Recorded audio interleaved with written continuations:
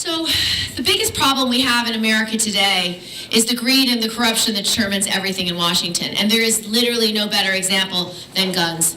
We've had more gun violence, more gun death than you can possibly absorb in the last several years. And every single time Congress does nothing. The reason Congress does nothing is because of the NRA. The NRA is largely funded by gun manufacturers that don't want to have any restrictions. They want to sell guns to everyone at all cost. They want to sell a gun to a teenager in a Walmart. They want to sell a gun to a terrorist on the terror watch list. They want to sell a gun to someone gravely mentally ill who has a violent background. They want to sell a gun to someone who has a criminal conviction for a violent crime because they will oppose universal background checks every step of the way. They will also oppose the banning of bump stocks, large magazines, and assault weapons. They will also oppose an anti-gun trafficking bill. The simplest thing. So when I became a senator, the first bill I sponsored was anti-gun trafficking because in my state, guns were coming in from other states that didn't have strong gun laws, sold directly out of the back of a truck to a gang member, to a criminal. No even chance for a background check. And they can't even support that. The last time we got a vote on that, we did get 58 votes though. So I was 2 votes shy of passing the bill. And I believe if I had another chance to get a vote, I would pass that bill.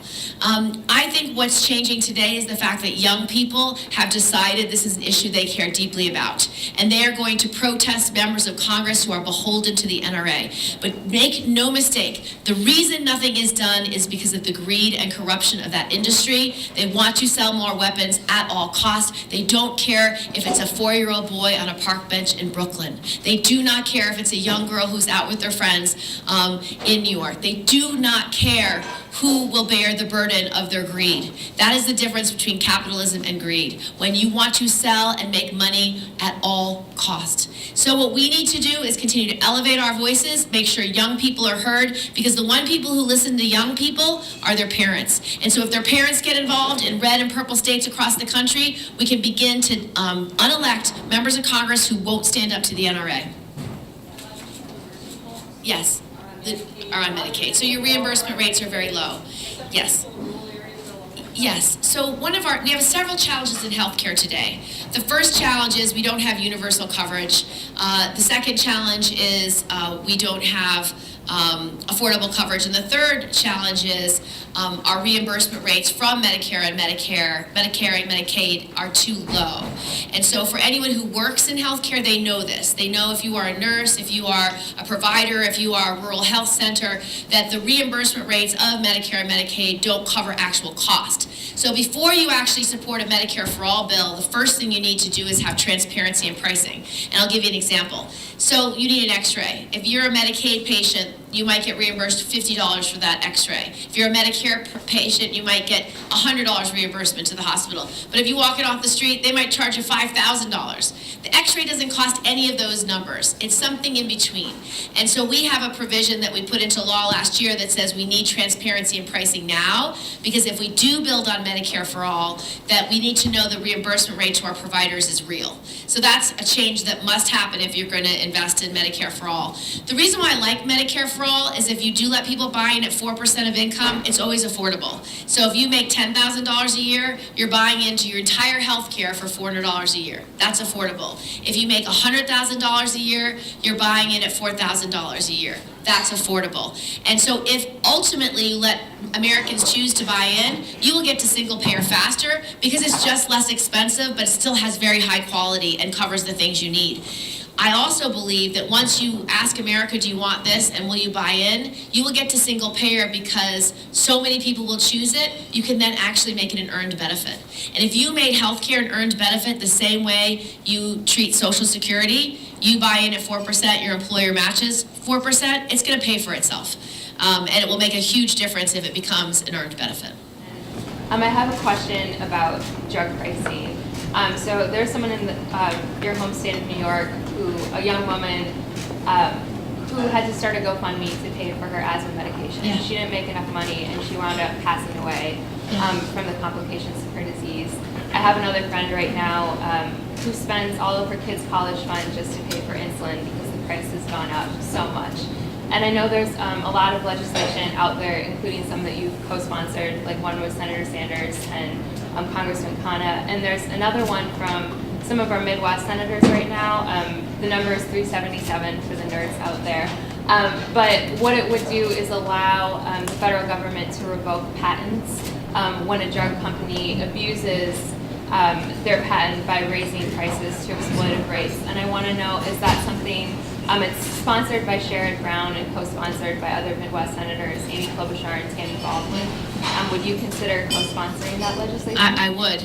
And some of the other ideas that we've had on that issue is to stop price gouging.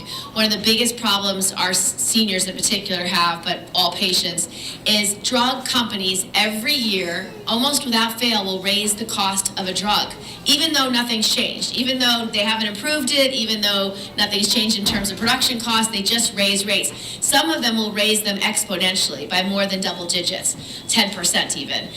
Some drugs, and you've read about it, EpiPen, which goes from a reasonable rate to an exorbitant rate in 1 year because either a different company buys it or because they just know they can make money. And so I think what we have to do is hold them accountable. So this piece of legislation basically says if you raise rates by more than a certain percentage in any given year, we can actually claw back their profits. And if they raise their rates by too much, we can claw back 100% of their profits to incentivize these companies to stop raising the rates of the medicine. We also have to do something about these private equity companies that come in and try to buy drugs because they want to be a monopoly or a duopoly just to make money. It's immoral what they're doing right now. And that again is the difference between capitalism and greed. When you cross over and you make money at all costs without regard to the impact you're having on society, that is no longer healthy capitalism. It's actually the definition of greed. And that's what we have to speak out against and fight against, because it's corrupting our economy, it's corrupting our democracy, it's creating income inequality, and it's creating a system where there's haves and have-nots, and if you are not a have, then you can't even protect your family, you can't even take medicine. And I'll just give you one example of how this affected a constituent. Just a family, a grandfather got diagnosed with a cancer. The medicine he was supposed to buy cost $5,000 a month. They only had $60,000 in savings. And this man just decided, I'm not going to leave my wife in poverty. And he just didn't take the medicine. And he died. And that's literally what families are making decisions about every day, because drug companies do not care. So we do need to hold them accountable. I would also make sure when we fix this Medicare system and say Medicare for all, we have to redo Part D and let Medicare buy in bulk to get the lowest prices no matter what. And then for states that are near Canada, if you want to go buy your drugs in Canada because they do get the lowest rate, you should be able to do that. So those are at least 3 bills that I support now, and I will look at that 4th bill because it sounds very good.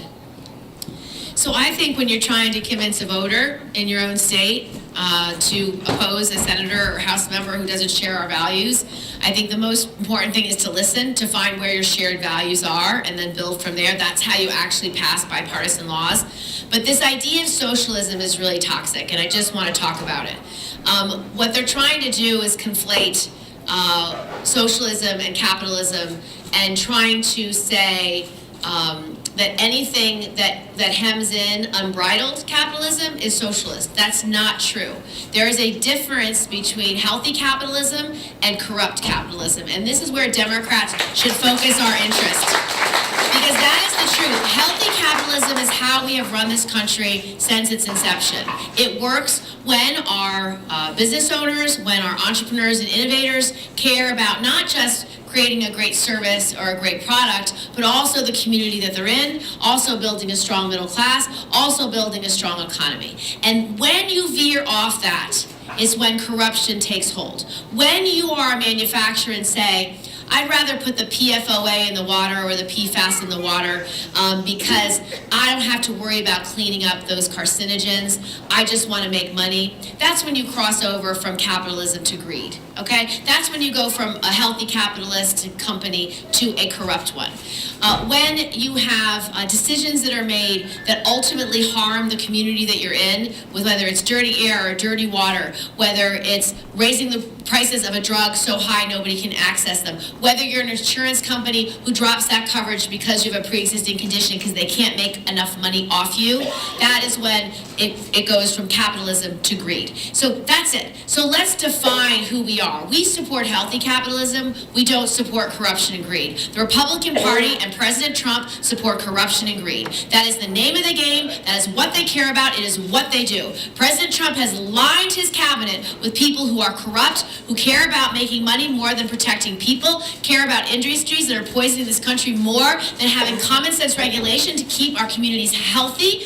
And we have to fight against it. So not only does he do it through the EPA with his Scott Pruitt as his first administrator and now his new administrator, they have literally rolled back every regulation you can imagine to make sure polluters can pollute more. I mean, it couldn't be worse. And then you add Betsy DeVos. You add Betsy DeVos, who doesn't even believe in Title IX, doesn't believe in funding public schools, wants to have a voucher program that just sends all the money to the private schools. She wants to undermine basic access to good quality public schools.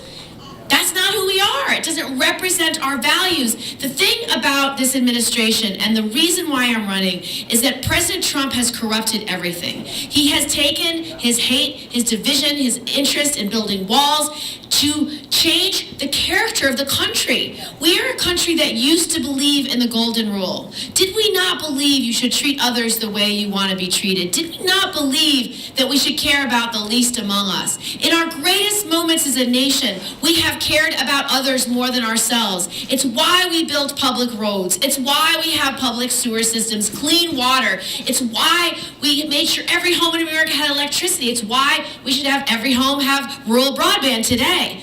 But it's also why we should care about what's happening at our borders. It's why we should care about what's happening in our public schools. We've always believed every child in this country, no matter what block they grow up on, should have the chance to go to a good public school, have access to college, have a chance at the American dream, and a chance at a middle class. That's what we believe in. That's what our story is. At our best moments in this country, we have done what is right. And I'm telling you, what President Trump is doing right now, it is wrong. It is deeply wrong, and it is deeply immoral. And so all of us have to decide, will we fight for this democracy? The answer is undeniably yes, because we just did. We just flipped the House of Representatives. You delivered a House member from here, which made a difference. We are willing to fight to unseat this president. So do not lose hope and do not give up, because it is our voices that are as powerful as the Koch brothers. We get the same number of votes that they do. They just have a lot more money. Well, we have a lot more people, and the power is in the hands of the people as long as we protect our democracy. So thank you for being here.